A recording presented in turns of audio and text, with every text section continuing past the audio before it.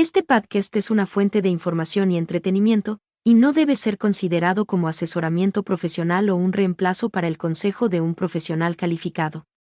Conexión Dispersa no asume responsabilidad alguna por decisiones tomadas basándose en la información presentada en este podcast.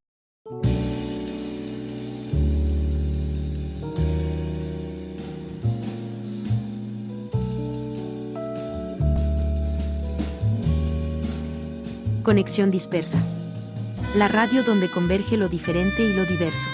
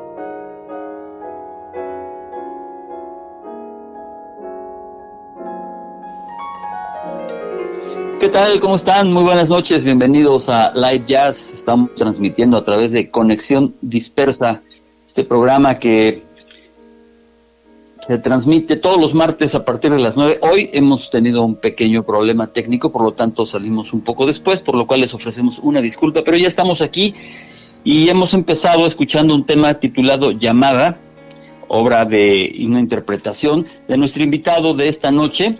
Narrador, estudió Derecho en la Universidad Iberoamericana, Filosofía y Letras en la Facultad de Filosofía y Letras de la UNAM. También estudió música en el Conservatorio Nacional y cine en el CCC. Subdirector de la Cineteca Nacional, agregado cultural en las embajadas de México en Rumania, Hungría y Polonia. Editor de Consejos para Ver y Oír. Como músico ha ofrecido recitales de jazz en México y en varios países de Europa. También ha dictado conferencias sobre este género musical en la UNAM, en la Fonoteca Nacional y el Museo de Culturas Populares. Ha conducido y participado en muchos programas de radio en estaciones como Radio UNAM, Horizonte, Radio Educación. También ha colaborado en periódicos como El Financiero, El Nacional y El Universal. Y ahora lo tenemos con nosotros porque está a punto de presentar en sociedad su más reciente trabajo literario. Un libro titulado El Jazz en el Palacio de Bellas Artes, 1962-2011. El Jazz en la Ciudad de México, 1960-1969. El libro del que les hablaba es un libro que ya está editado. Este nuevo libro es una coedición en la que ha colaborado con él intensamente Susana Ostolaza, a quien le mandamos un saludo. Y el personaje del que les hablo se llama Alberto Zuckerman y esta noche está con nosotros, cosa que me da muchísimo gusto. Alberto, ¿cómo estás? Buenas noches, Octavio. Gracias por invitarme. Un gusto, Alberto, un gusto saber que estamos ya muy cerca de la presentación de este libro. Eso será este próximo jueves ahí en la Colonia Condesa, en la librería Rosario Castellanos del Fondo de Cultura Económica.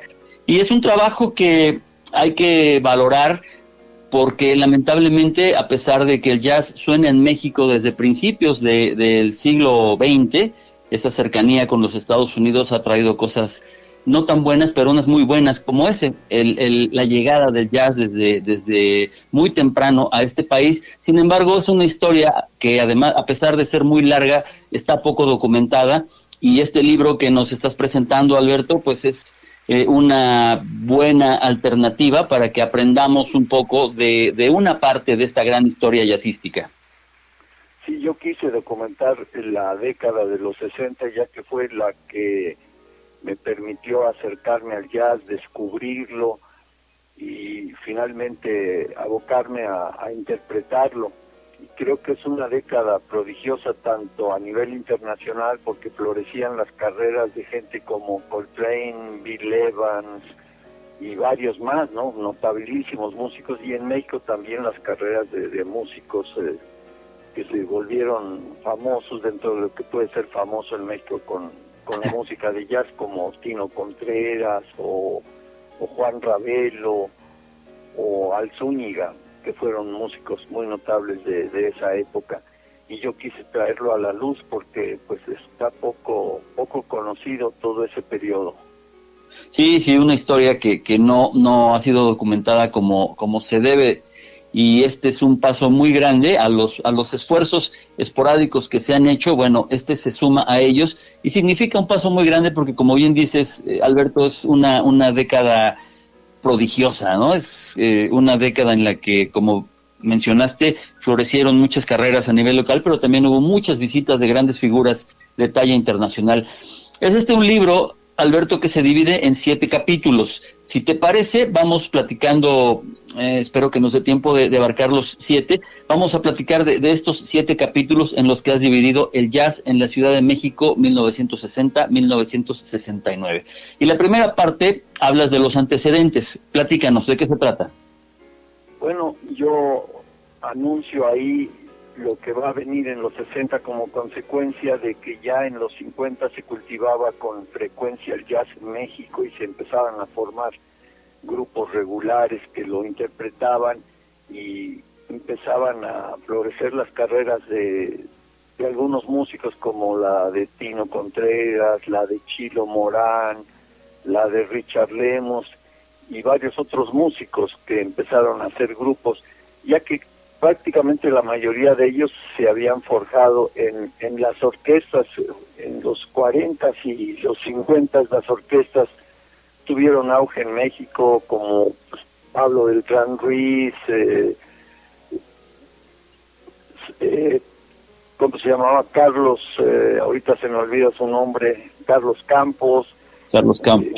Y varias orquestas más que le daban trabajo a estos músicos, y sin embargo ellos, su vocación era más hacia el jazz que hacia la música de baile, la música popular, que era la que les permitía pues solventar sus gastos, pero poco a poco se fueron forjando en el jazz y abrieron lugares y se fueron colando y se fueron metiendo hasta finalmente darse a conocer, y sobre todo ahí hablo de un disco que se hizo en 1954, que es un disco importantísimo en la historia del jazz en México, ya que ahí están pues esos músicos que en mediados de los 50 empezaron a cultivar el jazz con frecuencia en México. Entre ellos está Mario Patrón, está Tino Contreras, está Héctor Alal, en fin, los músicos importantes de la época. Entonces hablo de eso, y hablo del primer antecedente de un festival de jazz en México que se hizo en 1959. Fue el primer festival nacional de jazz que se hizo con el apoyo de la UNAM y que lo organizó José Luis Durán, que era un promotor muy activo, sobre todo ya en los años 60, pero empezó con ese festival en 1959. Básicamente es lo que trato en ese capítulo. Antecedentes. Muchos de estos músicos también le entraron a la onda del rock and roll que empezaba y que llegaba a México. Y concretamente el que más estuvo involucrado era Mario Patrón cuando vino Gloria Ríos de Texas, ¿no? A cantar este rock and roll, pero como con swing, ¿no? Sí, y fueron pareja no solo en lo profesional, sino hasta amorosa. Sí. Y trabajaron hasta en películas, salían en películas y pues estaban ahí haciendo su música, y tenía que ver con el rock que se hacía, el rock and roll.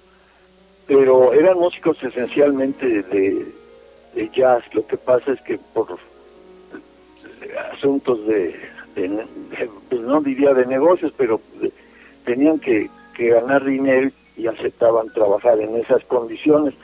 Sin embargo, se apreciaba ya su vocación jazzística.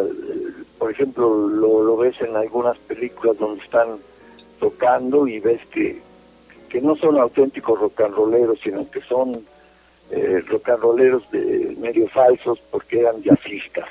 Claro. Esto que acabas de decir, yo creo que lo podemos simplificar diciendo, pues es que había que comer, ¿no? Exactamente, sí.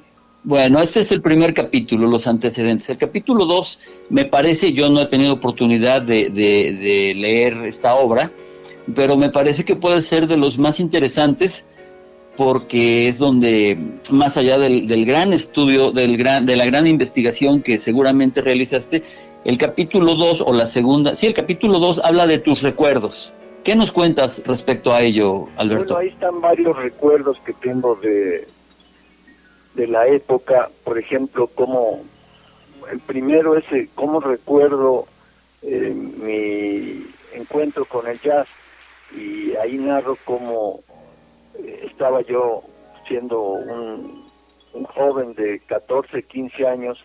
Llegué a una tienda que se encontraba en San Juan de Letrán, hoy Lázaro Cárdenas, que se llamaba Mercado de Discos. Era una tienda grande donde vendían LPs, y al entrar escuché una música percusiva con unos acordes muy ricos y me atrajo bastante. Entonces pregunté de quién era esa música. Entonces me dijeron, es Tino Contreras tocando en un disco que se llama Jazz en Rigus.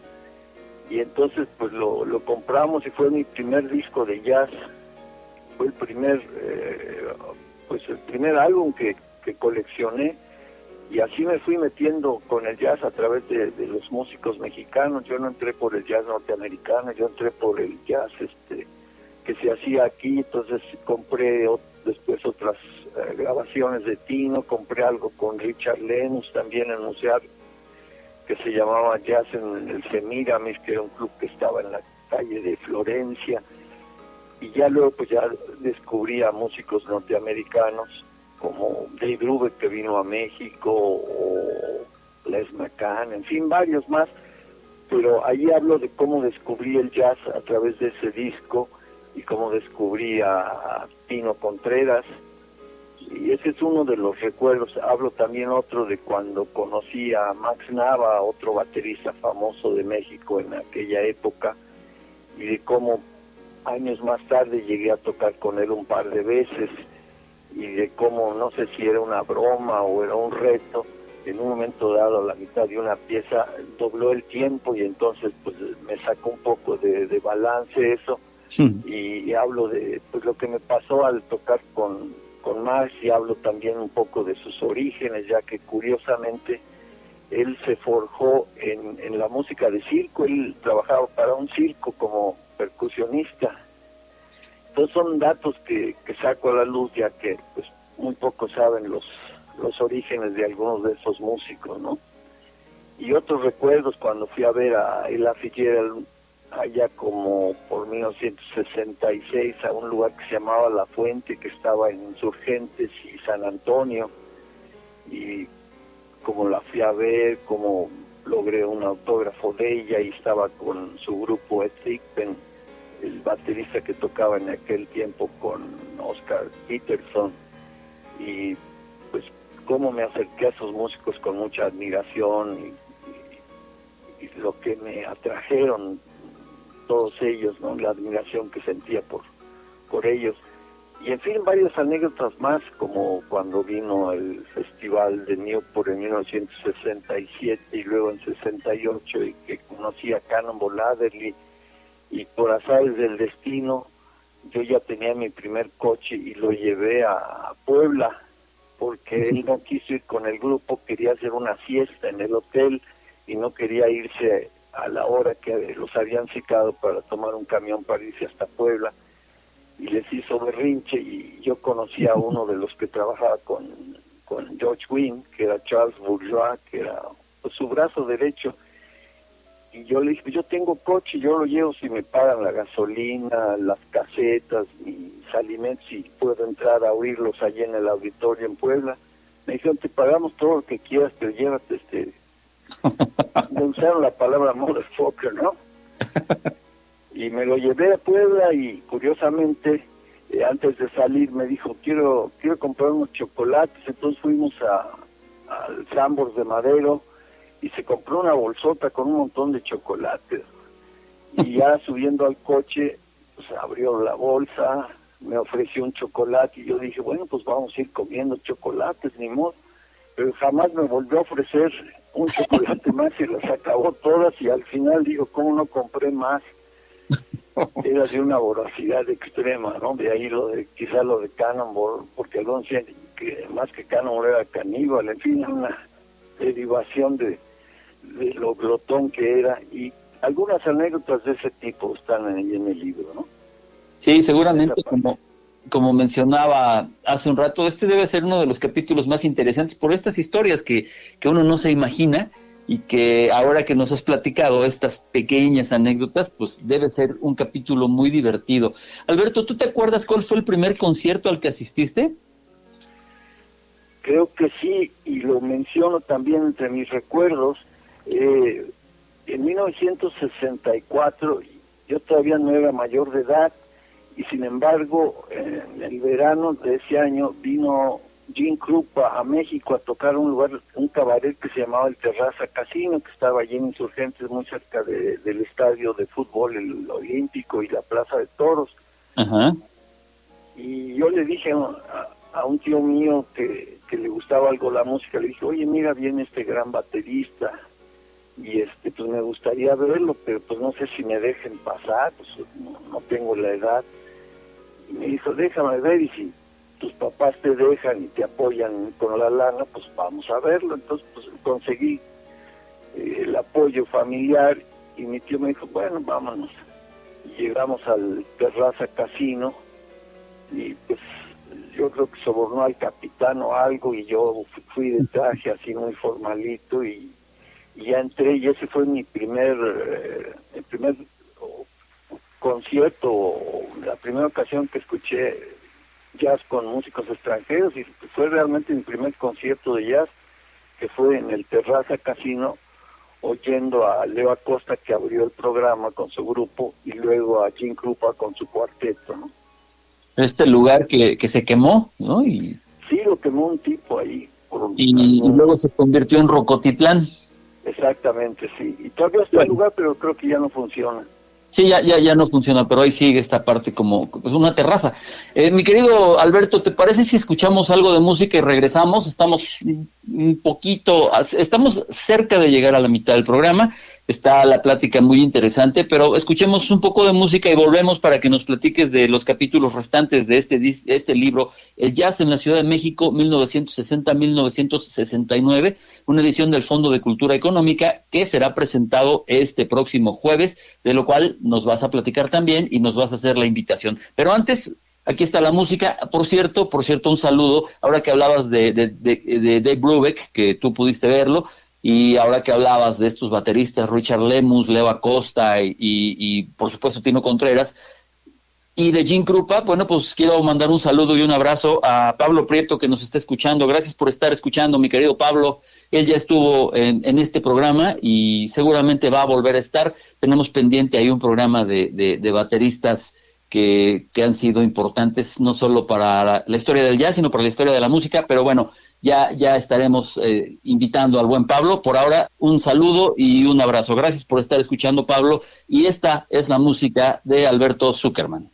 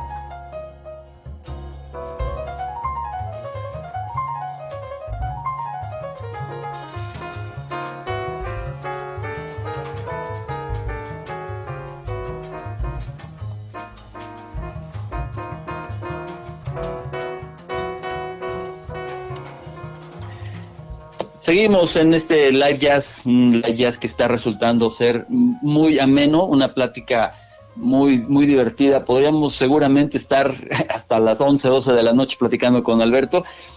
Por cierto, te manda saludos Pablo Prieto, mi querido Alberto, Dice, Igualmente, le con tengo, mucho aprecio y con mucho afecto para Pablo. dice, le tengo gran respeto y admiración. Grabé un disco fabuloso con él. Alberto es la persona que más sabe de jazz en México, tan grande como el personaje de Juan López Moctezuma. No, pues muchas gracias, muchas gracias. Y bueno, pues Pablo también un personaje que también se la sabe, ¿no? Yo creo que es la persona que más sabe de Dave Brubeck en el mundo, quizá. Pero Sí, pues sabe mucho sobre el gran pianista, sí. sí, seguro. Bueno, pues vamos a continuar porque el tema esta noche no es un disco, es un libro que se titula El Jazz en la Ciudad de México 1960-1969, obra de Alberto Zuckerman, que como les dije al principio, ha escrito otros libros, ha colaborado en varios periódicos y esta presentación tendrá lugar el próximo jueves 19 a partir de las 7 de la noche en la librería Rosario Castellanos del Fondo de Cultura Económica, que está en la calle de... ¿Es Tamaulipas o es Sí, es Tamaulipas, esquina con General Benjamín Gil. Exactamente, es donde era el Cine Bella Época. Así es. Ahí es una librería muy grande, muchos de ustedes la deben conocer, en plena Colonia Condesa, en el corazón de la Colonia Condesa. ¿Y de qué se va a tratar la presentación, Alberto? Pues no sé qué vayan a decir los presentadores, pero yo estoy ahí para contestar preguntas y contar un poco de cómo hice el libro, ¿no? Básicamente eso será. ¿Quiénes serán los presentadores? Son por un lado Evodio Escalante, que ha escrito sobre jazz y es un intelectual reconocido, y David Ramón, que conoce bien la época, que es melómano, que ha escrito mucho sobre cine, sobre actividades culturales. Son ellos los que nos van a acompañar, y Susana, mi esposa, Susana Ostolaza, que va a ser la moderadora, y ahí vamos a estar a las 7 de la noche. Y después de esta presentación, algo va a pasar. Tocaría un par de temas al final, sin poder extenderme mucho, porque pues luego cierran la librería una hora más o menos temprana, creo que a las 9. Muy bien, bueno, pues entonces tendremos doble placer escuchar la plática de estos intelectuales, escuchar a Alberto Zuckerman platicar de el proceso de creación de esta obra, y después lo escucharemos tocar al piano. Ya hemos escuchado un par de temas y Alberto es un pianista que tiene un nivel impresionante, aunque su carrera discográfica no ha sido como merecería ser, pero ese será asunto de otra plática, porque hoy seguimos con este libro, El Jazz en la Ciudad de México 1960-1969. El tercer capítulo se llama Efemérides, cronología de las presentaciones de los grupos y solistas. Sí, es una parte muy documental donde consigno quién tocó, cuándo, dónde, en dónde y en lo posible cómo y con quiénes. Es un trabajo bastante arduo que me llevó más de un año de investigación, de consulta, de revisión. Ahí están los festivales, los lugares donde se tocó jazz, quién lo promovió, cómo se hizo, a veces hasta la hora en que se presentó y hasta cuánto costaba, ¿no? Y hay fotografías en el libro, hay algunas fotos que algunas gentes me hicieron llegar y otras de mi colección. Hay, por ejemplo, una foto donde está Tino Contreras en 1964 con Jim Krupa ahí en el Terraza Casino. Hay un par de fotos de el Club Ribus que estaba en Insurgentes frente al Parque Hundido, que pues era legendario en esa época. Y está consignado en la medida posible casi todo lo que ocurrió en esa década en el jazz, tanto de músicos mexicanos como los extranjeros que vinieron, de ellos grandes figuras, el Modern Jazz Quartet, Dave Brubeck, que vino por primera vez en los 60 a México, Dizzy Gillespie, en fin, músicos notabilísimos que vinieron en esa década, Duke Ellington con su orquesta en 1968, y ahí detallo quiénes eran los integrantes de la orquesta, qué pasó, hay algunos comentarios al respecto. En fin, es la parte más detallada y más abundante del libro. Oye, y bueno, has mencionado nombres que son de personajes que han forjado la historia de este estilo musical, el más importante del siglo XX, y todos ellos estuvieron en México. De los que tú viste, ¿cuál te sorprendió más? ¿Quién de ellos te sorprendió más? Uy, varios. Por ejemplo, cuando vino el Modern Jazz Quartet, oír a Milt Jackson era un privilegio, un gran vibrafonista, uno de los más grandes que han existido. Cuando vino Dave Brubeck, pues yo estaba fascinado con los temas que ya había escuchado en discos y oírlo en vivo, junto con ese maravilloso saxofonista que era Paul Desmond. Dizzy Gillespie me gustó. No me gustó el grupo tanto, pero Gillespie sí. En fin, pues algo se me quedó.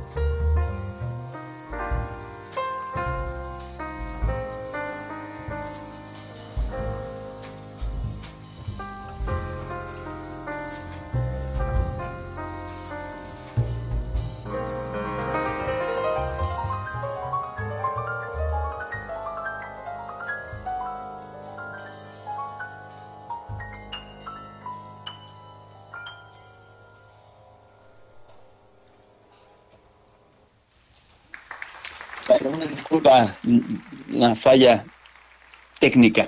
Estábamos platicando, Alberto, acerca de el personaje que más te había sorprendido y nos decías que Dizzy Gillespie. Iniciamos con un tema del pianista Steve Young que se llama La Saga de Harrison y ahora vamos a tocar un tema mío que se llama Eloise. Gracias.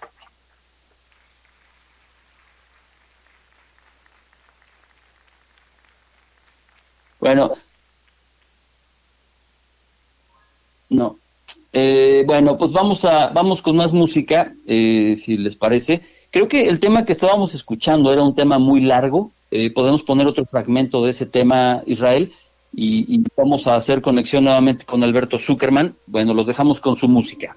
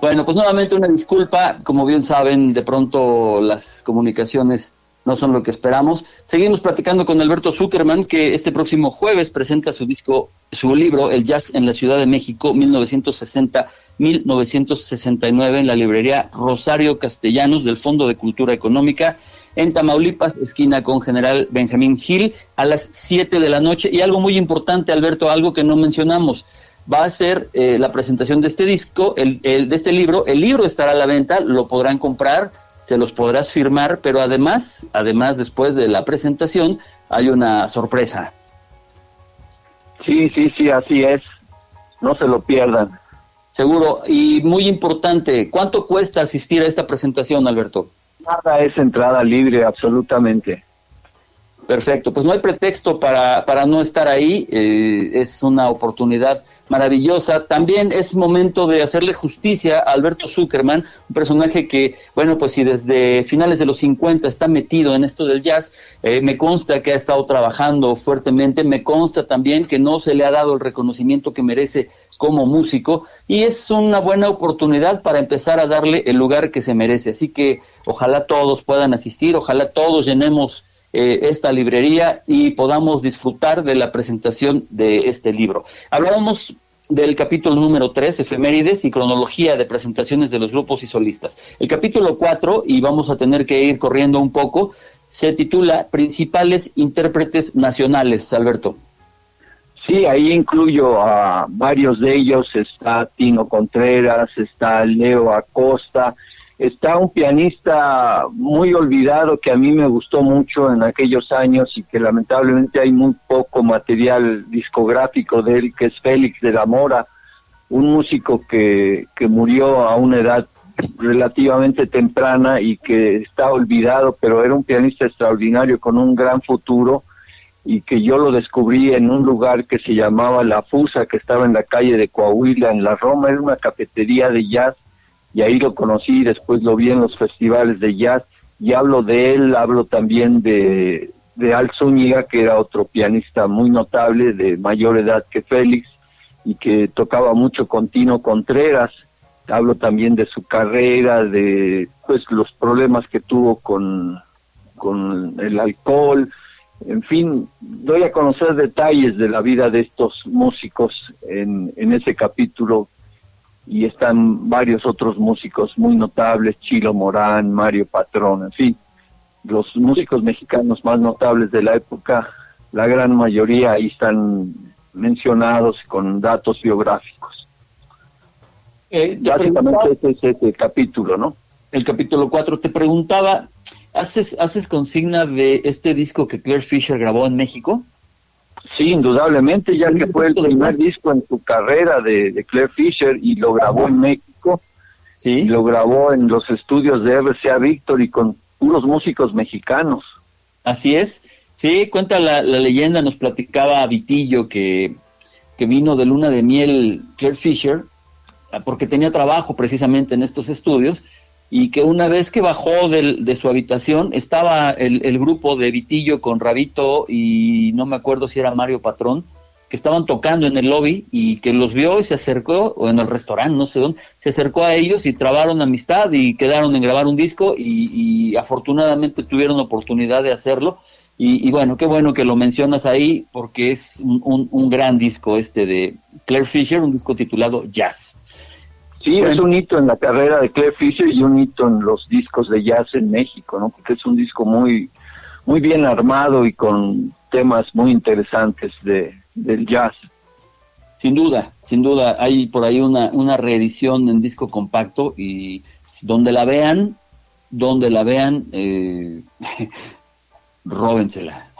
Está mal que lo diga, pero es un disco muy bueno y ya no está a la venta, lamentablemente ya está fuera de edición. Y pues bueno, habrá que buscarlo. Vamos rápidamente, Alberto, con el capítulo número 5, principales intérpretes extranjeros. Pues ahí consigno los principales músicos que pasaron un tiempo en México, que se quedaron aquí un rato y que su presencia impulsó la difusión del jazz y la carrera de algunos músicos locales. Entre ellos, pues están, por ejemplo, una cantante brasileña que hizo un buen rato de presentaciones en México, que pues ahora ya está un tanto olvidada, pero es una gran cantante que ha grabado en Estados Unidos, en Brasil, y que a mí me parece extraordinaria.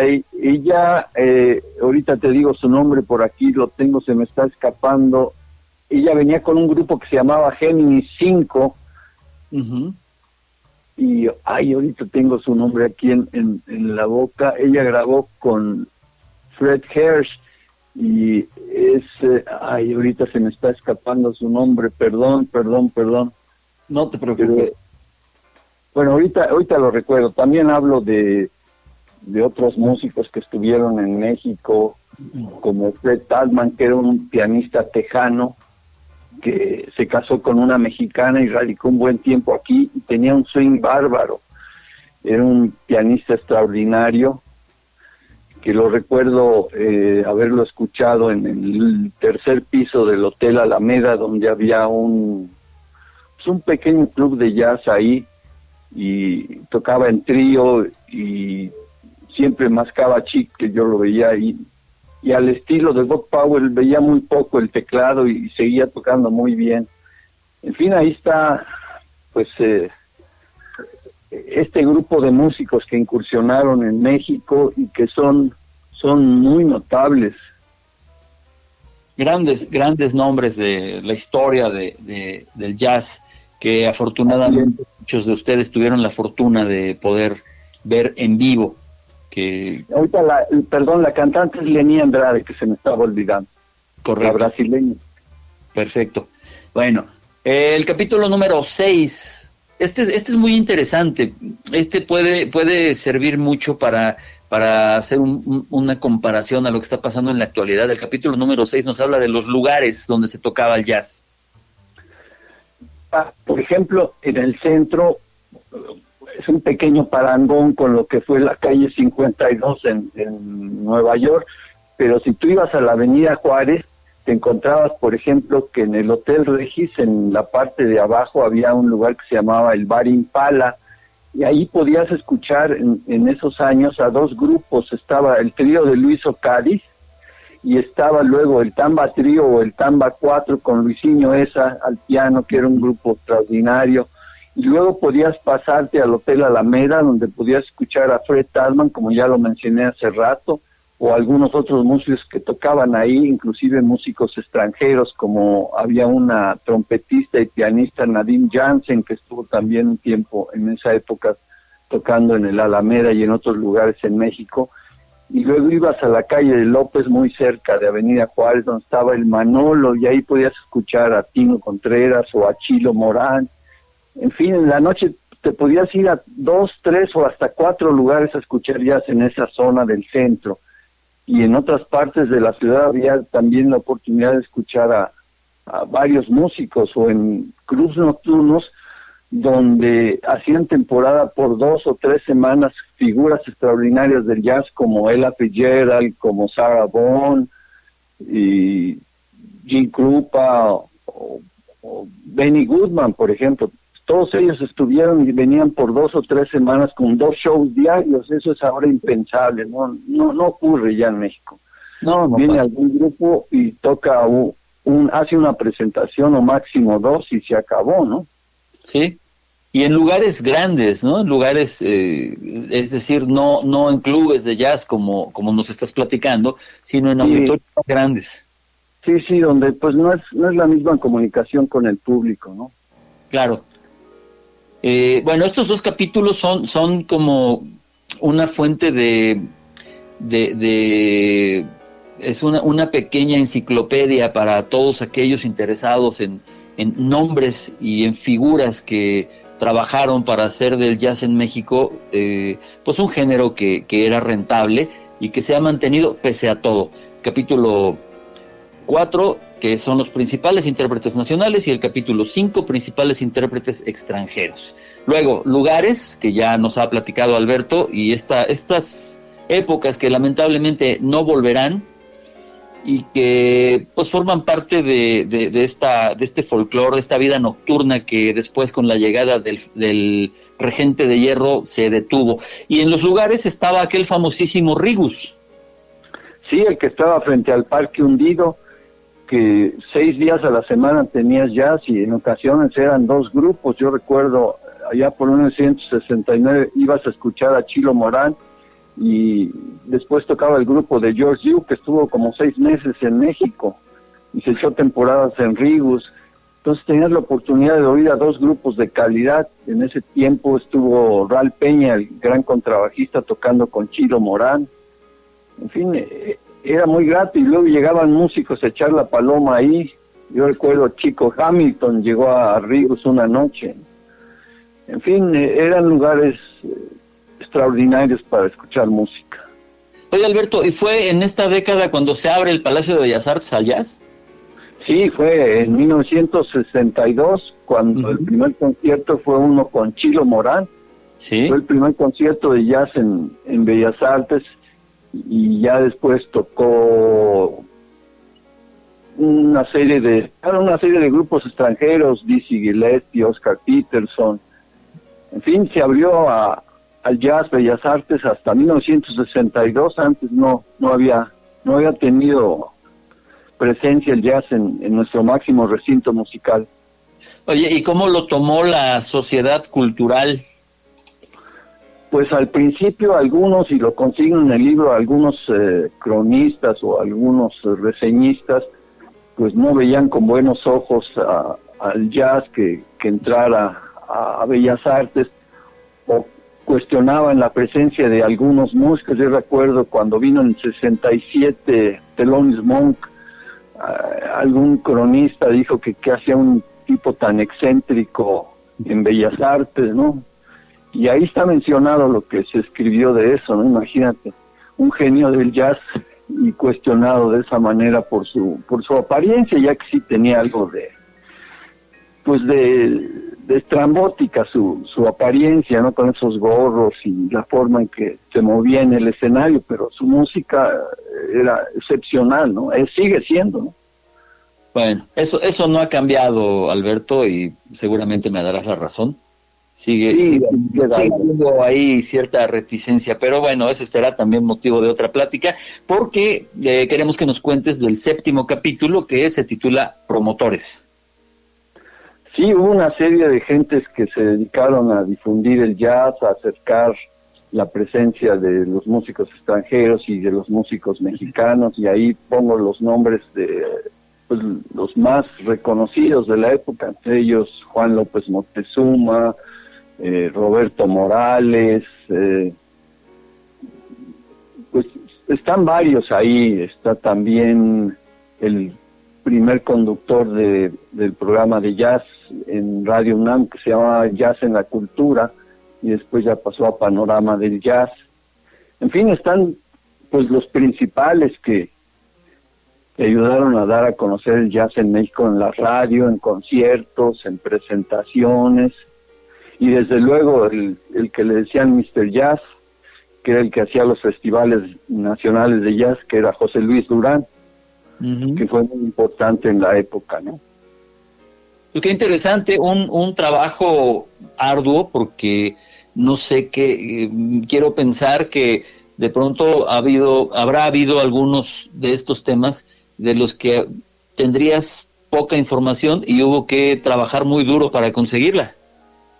Sí, tuve que investigar, me pasé buen rato en hemeroteca sobre todo. Claro. ¿Cuánto tiempo te llevó a hacer este libro? Aproximadamente un año de trabajo, y después casi 4 años para sacarlo, para que saliera a la luz, porque pues entre problemas burocráticos, cambio de sexenio, la pandemia y todo eso retrasó por 4 años y medio la aparición del libro, que ya estaba en 2018, ya estaba listo. Pero bueno, salió hasta finales del año pasado, pero ya está finalmente. Finalmente ya está. ¿Cuántos libros, contando has escrito? Mira, tengo 5 novelas publicadas.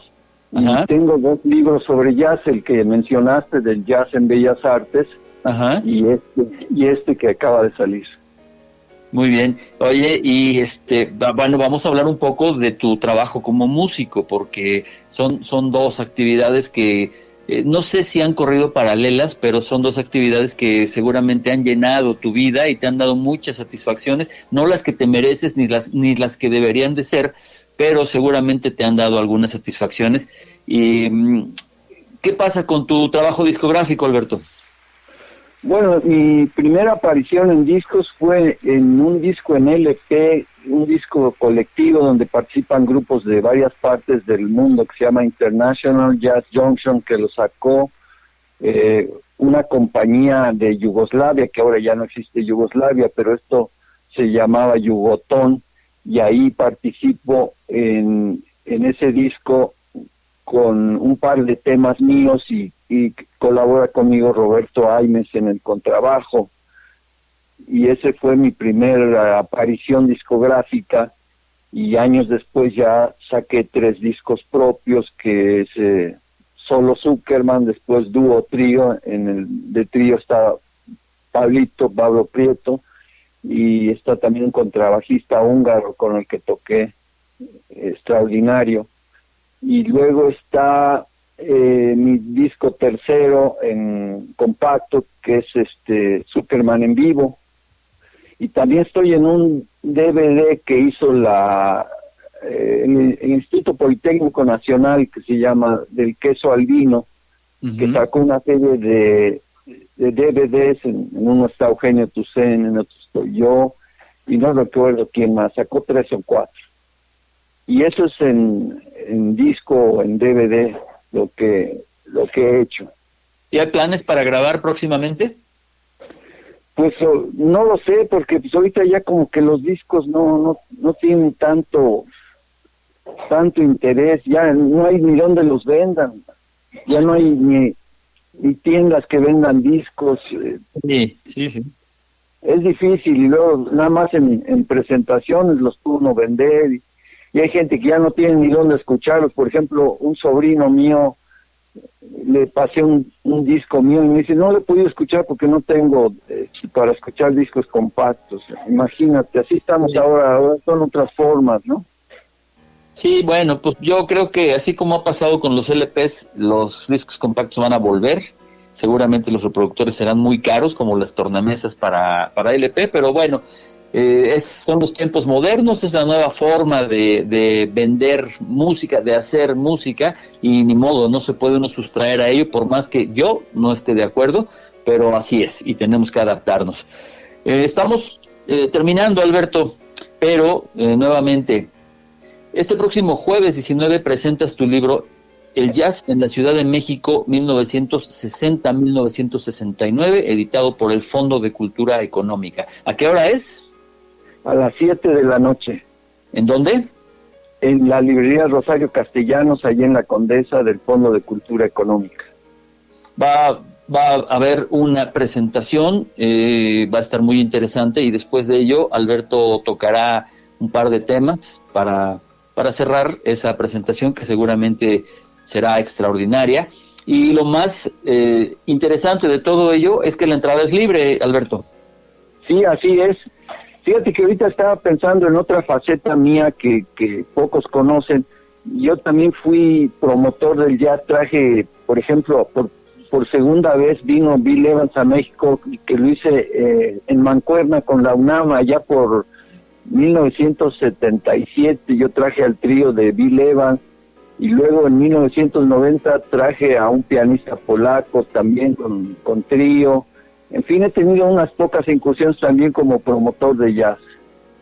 No es tan conocido y no ha sido frecuente, pero lo he hecho. También he arriesgado lana con todo el grupo. Por si eso fuera... Está muy bien. Con Bill Evans salí a mano y con el polaco perdí lana. Pero bueno, así es esto. Sí, la pasión, de pronto la necedad nos gana, pero bueno, pues ni modo. En eso estamos y es lo que nos apasiona. Sí, es pues la música de mi vida. Sí. El disco, sale con el disco. Bueno, es que en este programa hemos presentado muchos discos. El libro ya está a la venta, ya está disponible en librerías. Pero está en todas las librerías del fondo y en las librerías Educal, ahí se consigue, y también está en forma digital, lo pueden adquirir en forma digital. sí, pero compren el libro en papel. Preferible, y además tiene fotos muy padres el libro. Claro, claro. Y mejor aún si asisten este próximo jueves 19 a las 7 de la noche a la librería Rosario Castellanos del Fondo de Cultura Económica en la Colonia Condesa, Tamaulipas, esquina Benjamín Gil, porque ahí se va a presentar este disco, ahí va a estar este libro, ahí va a estar el autor, ahí se los puede autografiar y ahí vamos a escuchar de viva voz esto que nos ha platicado, pero todavía con un poco más de tiempo, lo cual seguramente hará de esa una velada muy, muy buena.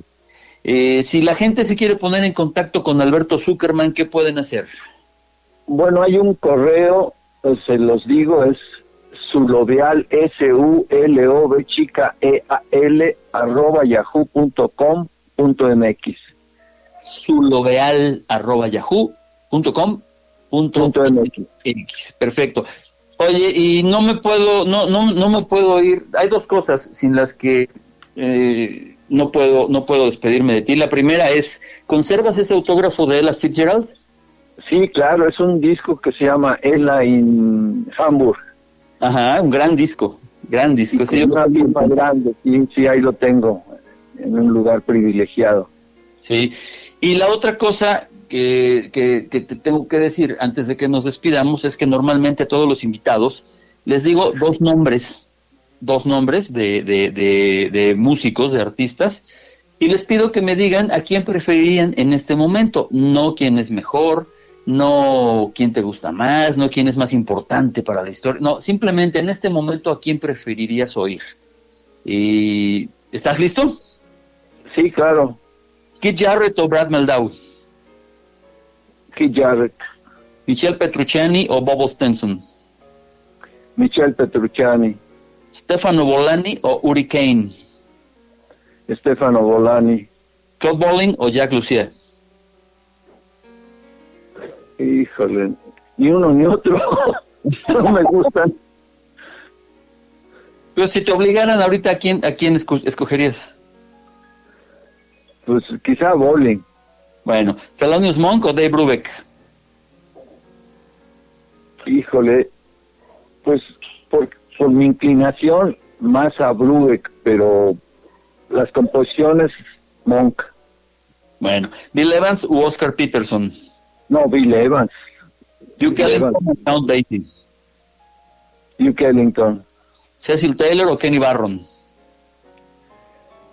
Cecil Taylor.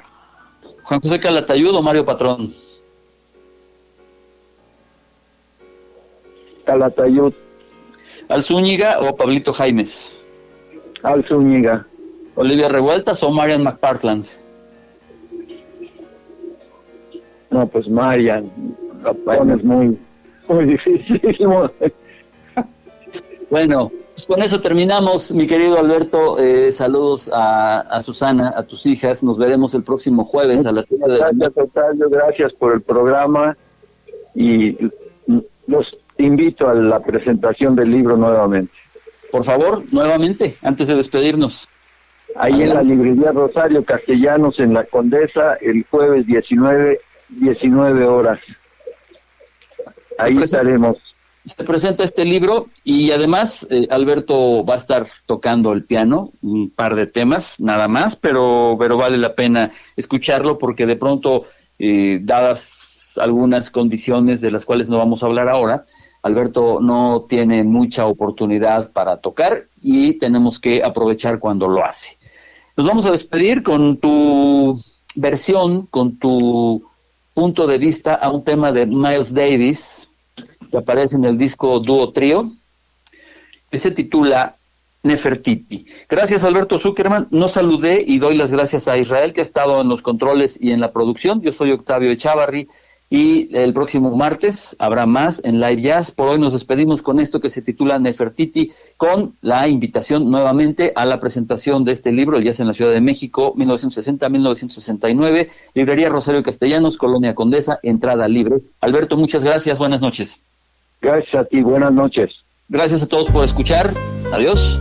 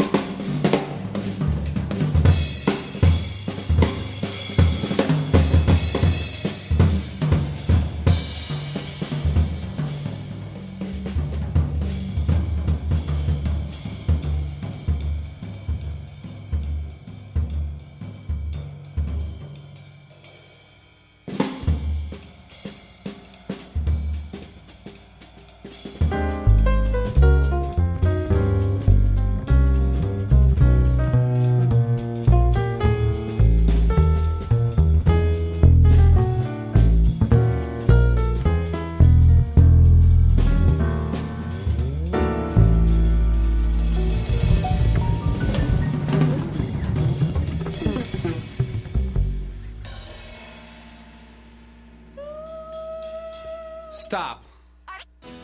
Esto fue una producción de Conexión Dispersa. La radio donde converge lo diferente y lo diverso. Conexión dispersa. Gracias por escuchar.